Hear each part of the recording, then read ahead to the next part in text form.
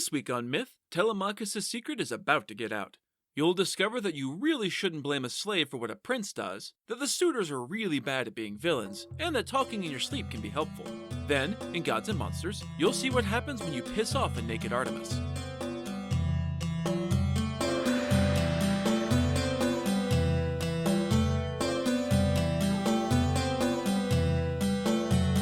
This is the Myths Your Teacher Hated podcast, where I tell the stories of cultures from around the world in all of their original, bloody, uncensored glory.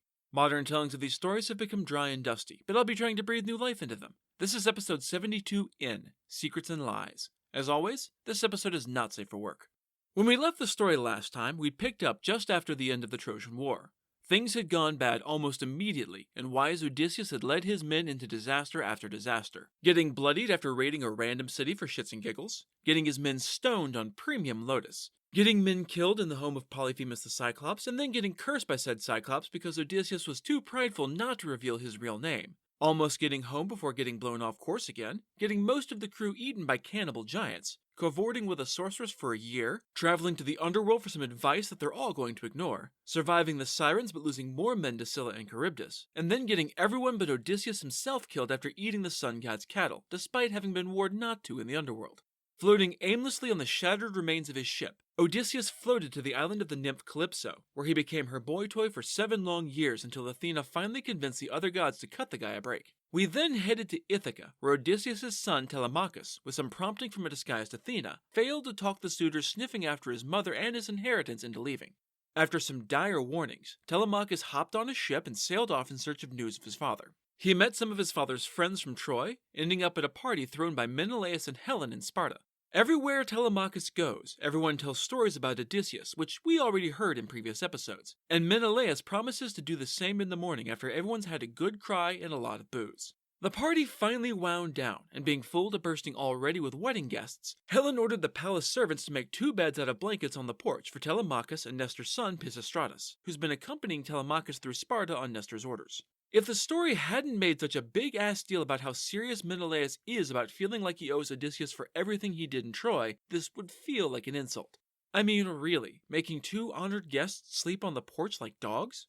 Apparently, everyone was just drunk enough to be cool with it, and the 2 young men passed out with no complaints on the makeshift beds of purple blankets, which is a very expensive princely color, so maybe that helped offset any hurt feelings.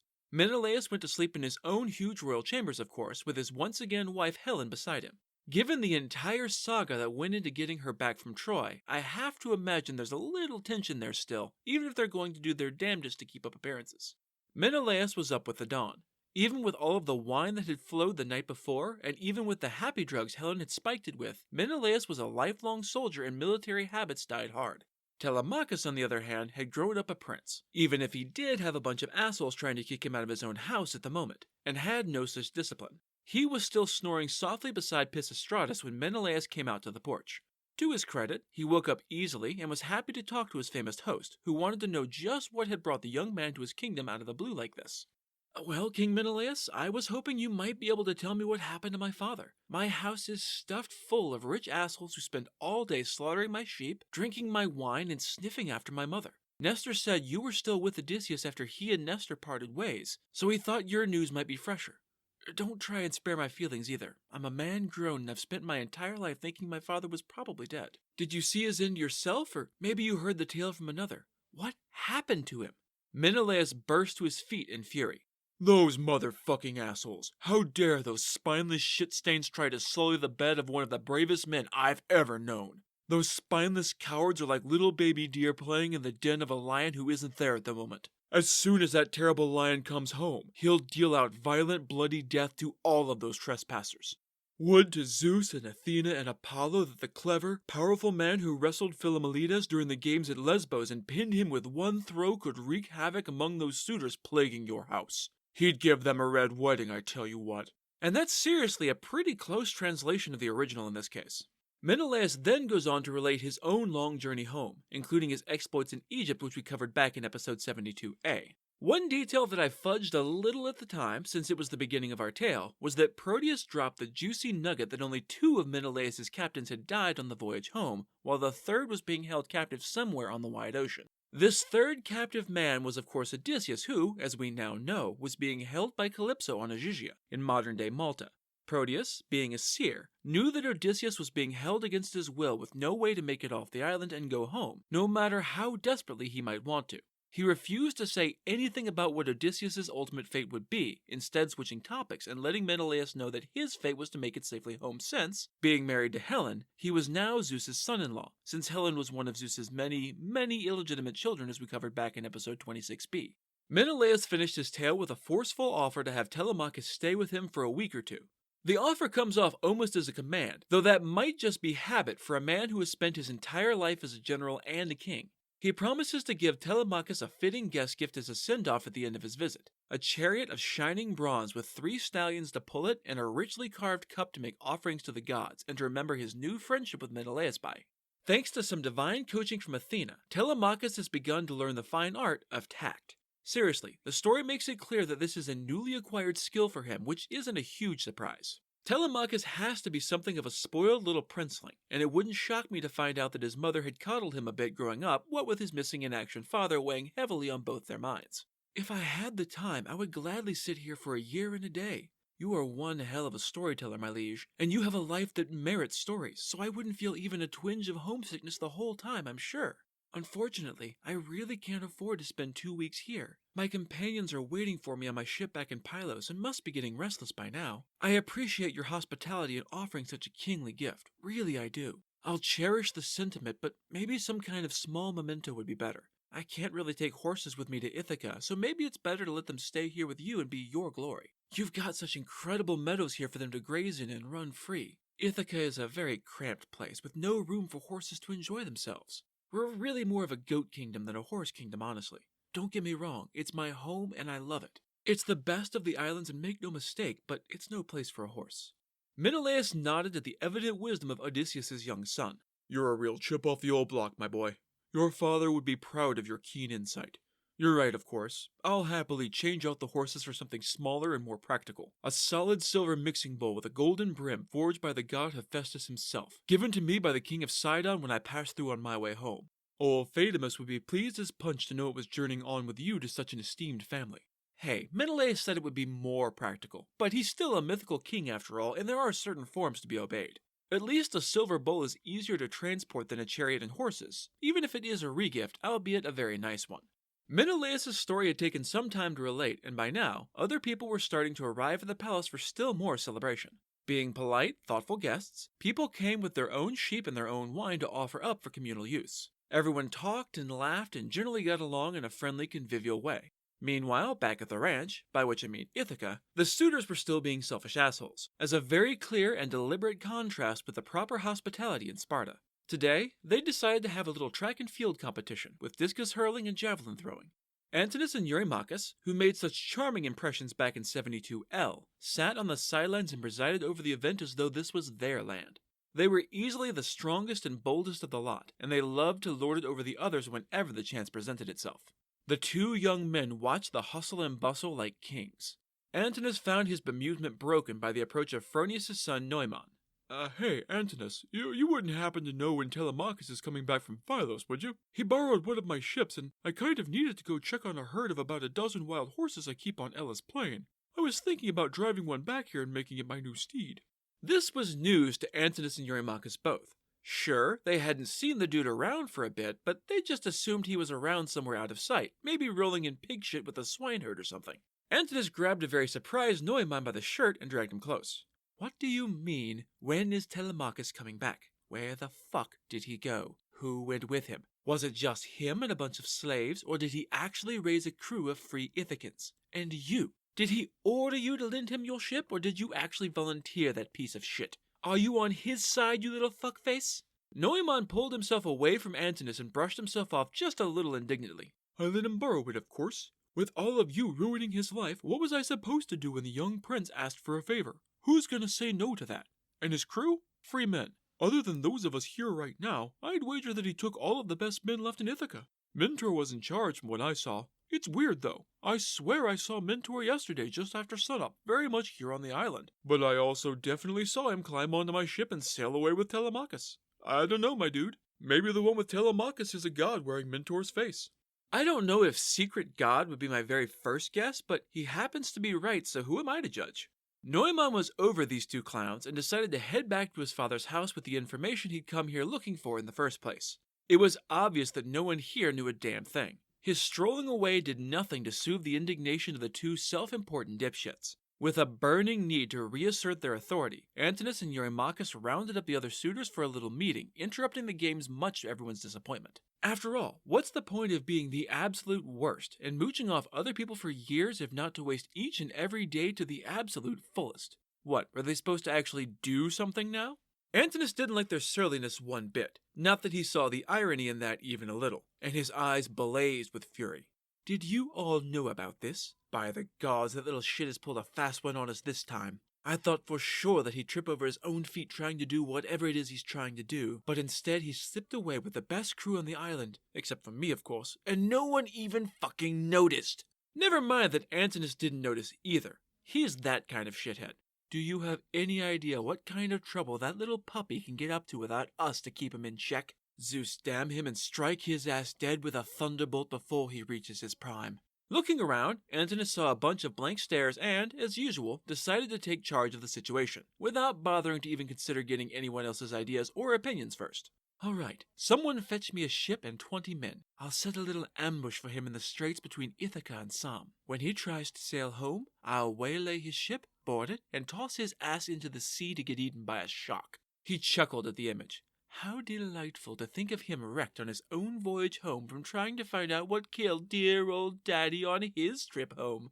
The other suitors weren't much for the thinky think, and so they were happy to have Antinous do it for them most of the time, which let them spend all of their energy on getting absolutely sloshed on free wine. They roared in approval of this plan to straight up murder the prince for having the audacity to do literally anything that might interrupt their fun. Still cheering, they headed back to Odysseus' palace, talking amongst themselves about their murder plot, which is why the herald Medon overheard their entire plan as they wandered into the palace. I mean, really, how incompetent a villain do you have to be to monologue your dastardly plan while wandering into the house of the guy you plan to murder? Medon was loyal to the rightful homeowners here, and so he went immediately to Penelope to spill the beans. Her reaction was absolutely unwarranted but utterly reasonable snark. She sighed deeply, rolling her eyes. Oh gods, what have those dipshits sent you to demand now? Do I need to order the staff to stop whatever they're doing and go cook an impromptu feast for them? Again? Or maybe they just want more wine. Again. She sighed again, somehow even deeper and more exasperated than before. I really, really hate them, you know. I hate their smug faces and their loud voices and their constant creepy leers. I don't think anything could make me happier than for every last one of them to drop dead right here, right now. I would be positively giddy if this was their very last meal above the dirt. She called down the stairs towards the suitors in a very melodramatic fashion that did little but vent some frustration, all while still not letting Medon talk. You vultures drain the fucking life out of this place day after day after day, and you won't fucking leave. Didn't your parents ever tell you how Odysseus had treated them when he was still here and still in charge? Did you never listen when your fathers talked of how wise and just a king he was? No unfair words, no unfair actions. No, he acted like a king should, instead of the way so many kings actually do. Some thanks this is for all of his service to this island. Penelope paused theatrically, which finally gave Medon a chance to get a word in edgewise. He'd served in the palace long enough to know that Penelope wouldn't get upset at being cut off by a servant, especially not with the news he carried. I couldn't agree more, my queen, but I'm afraid it's even worse than all that. Those awful suitors aren't content with being leeches anymore. No, they're planning something much crueler and cruder. I heard them planning on jumping Telemachus on his way back to Ithaca and butchering him with bronze swords and dumping his corpse into the sea to be lost forever. Penelope gave him something of a shocked look at that, but not just at the murdery part. Oh, right, you didn't actually know he was gone yet. Oops. Sorry, Telemachus ordered us not to tell until he'd been gone a few days, but he sailed off to Sparta in search of news of his father. That was too much for the poor woman. Her knees buckled underneath her, and she collapsed to the floor, but her heart somehow fell even further, down into the sunless depths of Hades itself, or so it felt. She struggled to force words around the sudden lump in her throat, but couldn't make anything but a strangled croak for a minute or two. Finally, tears streaming down her cheeks, she managed to speak in a harsh rasp. He left? Oh, Medon, why would my child abandon me like this? There was no need for him to board a ship and sail out into the unfathomable vastness of the ocean. He knows how dangerous the sea is. Does he want to die out there and be utterly forgotten by the world? Medon picked his words with care. My queen, I know not if your son was inspired by a god or if he was just impulsive, but he felt the need to find out once and for all what actually happened to Odysseus. I don't think he could handle the uncertainty any longer. He figured there wasn't much good he could do at this point and plenty of harm, so Medon made as graceful an exit as he could, leaving Penelope in a miserable puddle on the palace floor, weeping openly and loudly. The sounds of abject misery drew the serving women from all over the house, who figured that maybe they could at least offer sympathy to the unhappy queen, but she ignored them, sobbing uncontrollably. Penelope then laments that Zeus has given her the hardest life of anyone her age, and she says this to a room full of servants and slaves in her fucking palace. Yes, the way the suitors are treating her is wildly unfair and undeserved, but come on. Have even the slightest awareness of your own massive privilege. She laments her long-missing husband and her newly missing son, going so far as to blame the servants for not waking her up to rat him out for leaving so that she could have stopped him or died trying. You know, because nothing bad could possibly happen to a slave who snitched on the prince.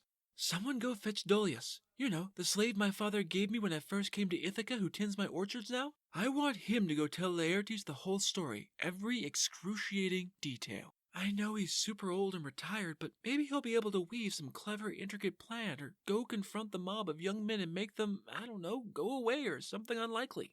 All of this talk about betrayal and how Telemachus would have had to kill Penelope to leave Ithaca made the poor slave woman Eurycleia terrified. Remember her from back in episode 72L? She's the one who tried to talk Telemachus out of leaving like a thief in the night, but was reasonably unwilling to force the issue, what with him being the prince and her being a fucking slave. My lady, I, kinda have something to tell you, and if you want to murder me with a bronze knife, I understand, though mercy would be amazing. I knew that Telemachus was leaving and helped him pack for the trip, and I would have told you, I really would have, but he swore me to secrecy. He is the prince after all, and he ordered me not to say anything until he'd been gone for 10 or 12 days. Or until you figured out he was missing, I guess. He didn't want you to worry about him. If you're going to let me live, then can I pour you a hot bath? You'll feel better in clean clothes, my queen. We can all head upstairs and pray to Athena, who's always favored your family, for help. She can protect Telemachus no matter what he faces. I don't think there's any point in bothering Laertes. Let the old man have whatever peace he's found. I know it doesn't feel like it, but I don't think the gods hate the descendants of King Acrisius so much that they would end your royal line. Penelope was kind and fair enough not to hold things against the slave that she couldn't have done anything about. Truth be told, she did feel a little better about everything after she'd had a chance to vent a little. Eurycleia had given her good advice. Penelope bathed and changed, then went upstairs with all of the women of the house to call upon Athena. She begged the goddess to protect her only son, especially from all of those asshole suitors clogging her hallways. Downstairs, those self-same assholes heard her shouting, though her actual words were muffled. One of them laughed and bragged that the queen was clearly about to give in to their incessant sexual harassment and actually marry one of them. He found that especially hilarious since she clearly didn't realize that they were all planning to secretly murder her son, the prince. He said that, out loud, in the palace. Antinous was nobody's fool, and he told the braggart to shut his damn mouth. Seriously, you do realize that we're literally surrounded by people loyal to that little puppy, right? Instead of monologuing about our evil plan, how about we sneak out and actually go do it instead? Sound good? Cool, wasn't really asking. Let's go. And so he and 21 of his hand-picked allies from among the suitors headed out to ambush Telemachus. They sailed out into the deep water for the strait, then pulled into shore to eat, then hid in a channel near rocky cliffs to wait for the prince to blunder by. Yelling and praying had made Penelope feel better, but she still didn't feel good. Having exhausted herself, she lay in her room brooding over the dangers her son faced out on the wide sea, not to mention the greedy men downstairs who lusted after her and longed for her son's bloody death. She fell into a restless sleep, but Athena had heard her prayers and sent a ghost to calm her fears. A shade in the form of Eptheme, a daughter of Lord Icarius and sister to Penelope, flitted through the palace to speak to the sleeping queen. Don't worry, sister. Your son is safe, protected by the gods. Penelope, mostly asleep, sort of like that scene at the end of The Sixth Sense, murmured back, Eptheme? I didn't know you were here. You live so far away that we rarely see each other. How am I supposed to stop worrying? My husband has been gone for 2 decades, and now my boy has followed in his footsteps without telling me. He's still young and inexperienced. If his father, the warrior and tactician, couldn't make it back, what chance does he have? I know things are bad, but have courage. Athena herself has whispered in my ear that she travels beside Telemachus and will see him home again, safe and sound. Penelope was every bit as clever as her son, and she too heard the whisper of a god's voice behind the disguise. If you are a god, could you tell me something, anything about what's happened to my husband? Where is Odysseus? Is he alive? The phantom shook her head sadly. I can't tell you anything about him. Not yet. Now sleep. Penelope drifted into a deeper, more restful slumber, and Athena slipped away.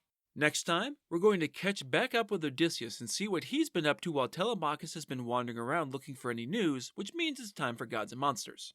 This is a segment where I get into a little more detail about the personalities and history of one of the gods or monsters in this week's pantheon that was not discussed in the main story. This week's hero is Actaeon.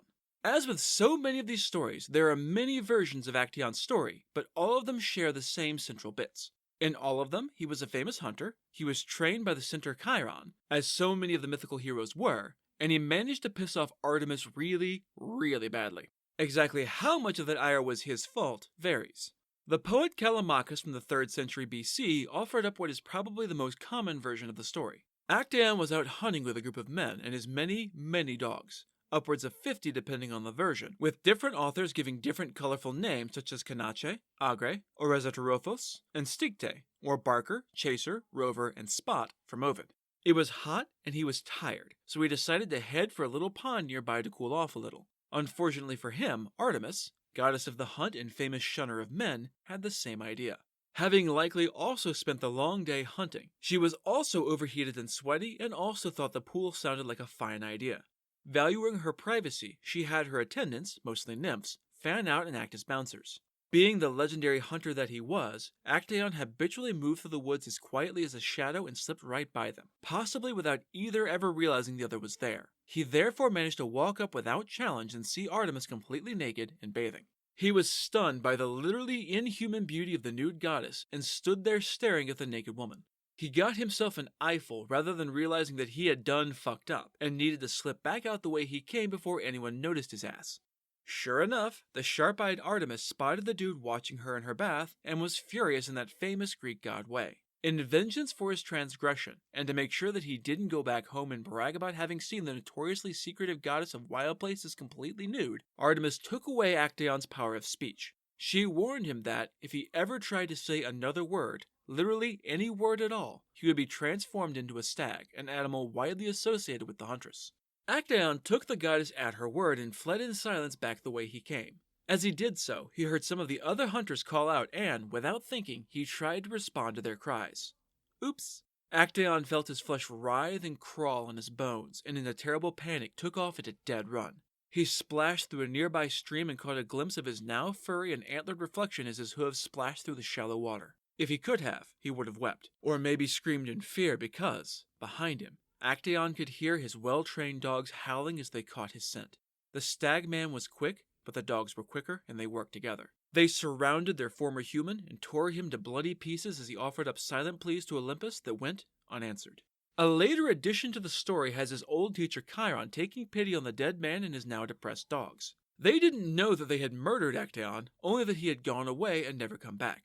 To try and make them feel a little better, Chiron built a statue of Actaeon that was so lifelike that the hounds couldn't tell it wasn't the living man, even though it, didn't smell remotely like a person, but whatever.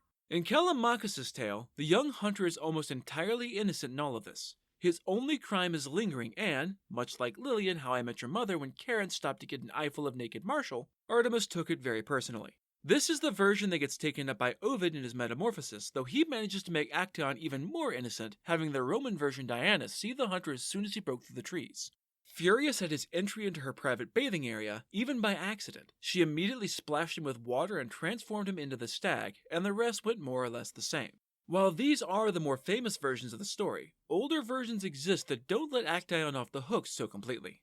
Diodorus Siculus, a Greek historian from the 1st century, gives two possible reasons that Artemis was so vengeful towards this hapless human.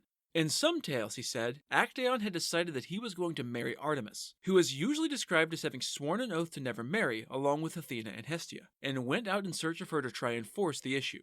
This was a very arrogant and foolish thing to do, and Artemis responded exactly as you might expect when a mortal burst into her temple to demand that she marry him. Others said that he and Artemis had once been hunting buddies, but he had boasted that he, a human, was a better hunter than she, the literal goddess of hunting. As is pretty much always the case when a mortal brags about being better at a thing than the god of that thing, she punished him for his hubris. Fragmentary evidence suggests an even earlier version of the story, though no complete sources have survived. Stesichorus, a poet from the 6th century BC, claimed that Actaeon had been vying for the attention of Semele. You might remember her from episodes 72a and 72k. This was problematic because A, Zeus had taken an interest in her as we've already seen, and B, she was his aunt, specifically his mother's younger sister. Incest might be all hunky-dory for the gods, but it was still definitely taboo for mortals. From there, the story gets murky. It's unclear if it was Zeus who transformed the young man into a stag, which is definitely a punishment he's meted out before, or if he sent Artemis as his assassin, a role she has filled before. Regardless of the specifics, the early versions of the story are all very clear on the fact that Actaeon was hardly an innocent victim in all of this, which honestly makes a lot more sense. That's it for this episode of Myths Your Teacher Hated. Keep up with new episodes on our Facebook page, on iTunes, on Stitcher, on TuneIn, on Verbal, and on Spotify, or you can follow us on Twitter as @HardcoreMyth and on Instagram as MythsYourTeacherHatedPod. You can also find news and episodes on our website at MythsYourTeacherHated.com. If you have any questions, any gods or monsters you'd want to learn about, or any ideas for future stories that you'd like to hear, feel free to drop me a line. I'm trying to pull as much material from as many different cultures as possible, but there are all sorts of stories I've never heard, so suggestions are appreciated. The theme music is by Tiny Cheese Puff. Next time, Odysseus is going to cheat on his wife yet again while professing his undying love and ardent desire to go home. You'll see that Odysseus could kick Huck Finn's ass at raft building, that goddesses have tool sheds, and that Poseidon isn't quite done being mad. Then, in Gods and Monsters, it's time for another object lesson in Don't Insult a God. That's all for now. Thanks for listening.